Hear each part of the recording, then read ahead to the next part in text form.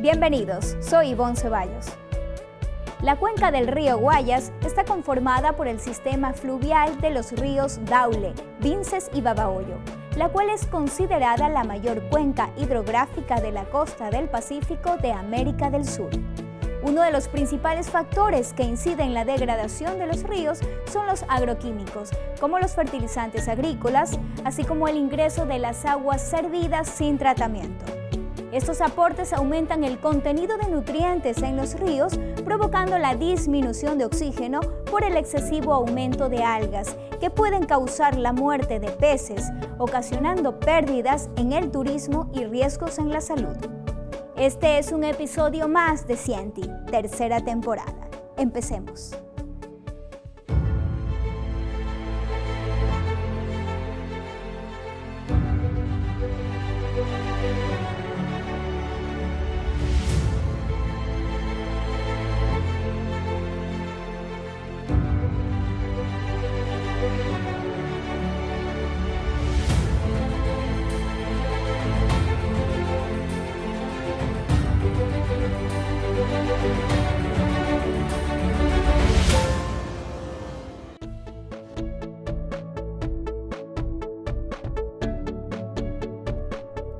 La cuenca del río Guayas está constituida por 7 subcuencas cuya red de drenaje se origina de las ramificaciones de la cordillera de los Andes y en la vertiente oriental de la cordillera costanera Chongón-Colonche, que conforman los ríos Daule y Babahoyo, los cuales al unirse dan origen al río Guayas.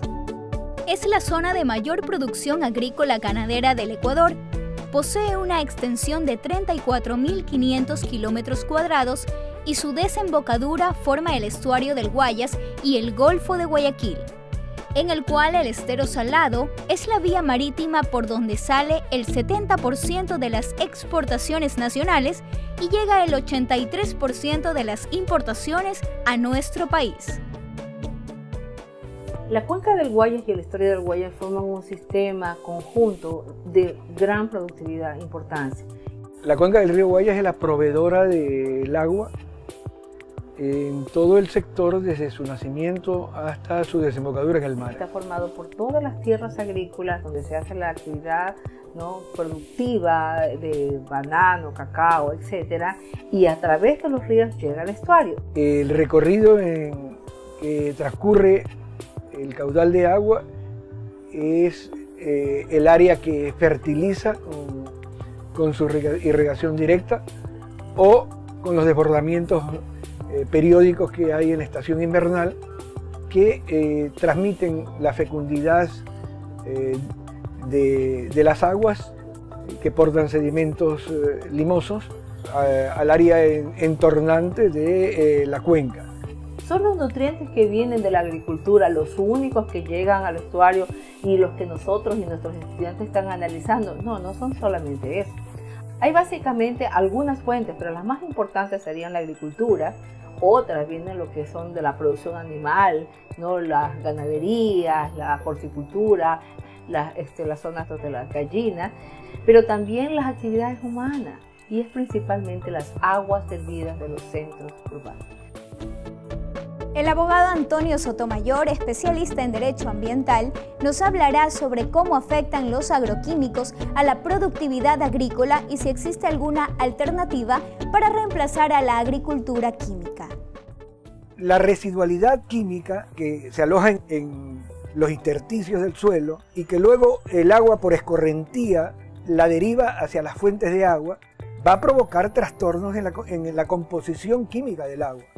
Y todas estas bombas de químicos acumulativos que se van derivando hacia el agua están contaminando el agua, están produciendo daños a las personas porque esa agua contaminada va a ser recogida en el transcurso de la corriente del río por las poblaciones y los cultivos que están en el transcurso hacia el mar, en su transcurso hacia el mar.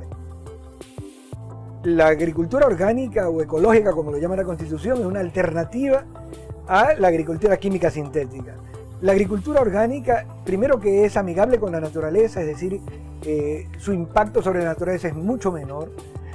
En segundo lugar, tiene capacidad productiva y que es capaz de suplir en calidad lo que la agricultura química hace en volumen y en cantidad. Porque en definitiva, lo que aprovecha el ser humano son las condiciones nutricias del alimento. Y la agricultura orgánica, que tiene una panoplia de recursos para activar esa producción y esa transmisión energética del alimento al ser humano, ha demostrado que tiene capacidad. El ingeniero Víctor Borbor, experto en ganadería, nos expone su punto de vista en cuanto a los nutrientes y la productividad en la cuenca del Guayas. Muchos compañeros no procesamos. A veces nosotros sí, dentro del corral cogemos todo el excremento y lo apilamos y hacemos compostaje. Pero eso es favorable para mejorar la productividad. Con eso no estamos contaminando tanto el ambiente. Otros compañeros, en cambio, lo que hacen es utilizar mucha urea, pero eso, en cambio, se elevan los costos y si no está bien dosificado, contamina. Y cuando vienen las lluvias, las crecientes, todo lleva a los ríos y ahí es lo que comentábamos, que hay muchos nutrientes que perjudican porque se llena de jacintos de agua. ¿Y cómo afecta la población a la cuenca del Guayas?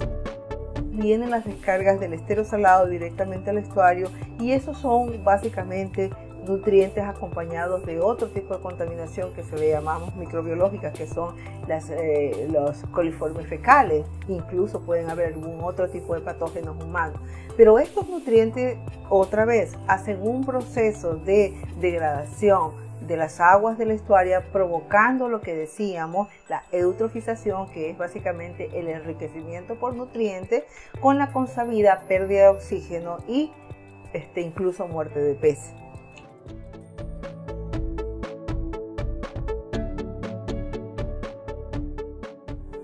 El proceso empieza con nuestros estudiantes que vienen y preparan una serie de botellas donde se va a recoger la muestra. Entonces se lleva todas las botellas preparadas, ¿no? Listas y limpias para llevarlas en el bote.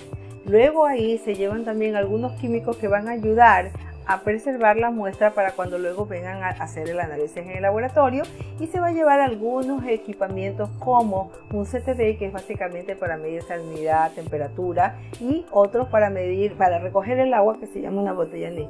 Entonces la salida es generalmente en la mañana, muy temprano, y hay un recorrido, dependiendo del recorrido, uno puede ser unas 3-4 horas, y entonces va y en cada estación se toma la posición, los estudiantes toman la posición, un grupo toma las mediciones de oceanografía, que es temperatura, salinidad, otro toma oxígeno y otros recogen la muestra. Los recogen la muestra con una botella especial que recoge y luego la sacan en botellitas, y luego en el caso del fitoplancton, porque se toma para nutrientes y ver cuáles son los que están produciendo o tomando esos nutrientes, entonces el fitoplancton hay que fijarla con un químico que se llama Lugol. Entonces todo eso toma menos de un proceso de 8 horas, digamos de 6 a 8 horas, dependiendo del trayecto que se va a analizar en el estuario, y luego ese mismo día los estudiantes regresan. Entonces ya regresan y van al laboratorio, donde con las muestras a analizar empieza un proceso para poder determinar tanto los nutrientes como el nitrito, el nitrato y el amonio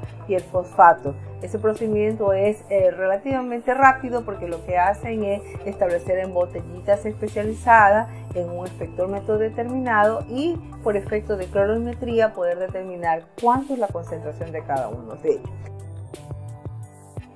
Entonces en la cuenca del Guayas lo que tenemos es nutrientes en los suelos, y esos nutrientes cuando se pierden pasan al estuario. Aquí lo que hacemos es que los estudiantes vean, por un lado los de agricultura, cuál es la cantidad de nutrientes que están en el suelo, y por otro lado que hacemos acá en la parte del estuario es ver cuánto llega aquí. Lo que hay que analizar es, a través del tiempo, si se está perdiendo la fertilidad del suelo y se está ganando un proceso de enriquecimiento excesivo de nutrientes en el estuario. Ahora, esto no hay que hacerlo una sola vez. Entonces ese es lo que se llama el monitoreo. hay que hacerlo en condiciones de lluvia, es decir, en una época lluviosa, y hay que hacerlo en condiciones secas, de tal manera que para poder tener una idea de lo que pasa en el estuario durante todo un proceso diferente de lluvia y de seca, tendría que hacer un monitoreo de al menos un año.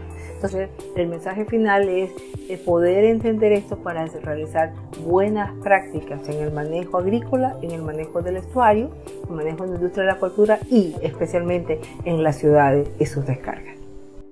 Las malas prácticas de producción agrícola se generan por la falta de conocimiento técnico y manejo inadecuado de fertilizantes y agroquímicos, generando una alta degradación de los suelos en las áreas rurales. Estas deben ser cortadas de raíz, promoviendo buenas prácticas en el uso de fertilizantes y manejo del suelo. Se generarían beneficios en la productividad y economía de los usuarios de la cuenca del Guayas, reduciendo así la contaminación en el estuario. Soy Ivonne Ceballos. Muchas gracias por acompañarnos. Nos vemos en otro episodio de Cienti tercera temporada. Hasta pronto.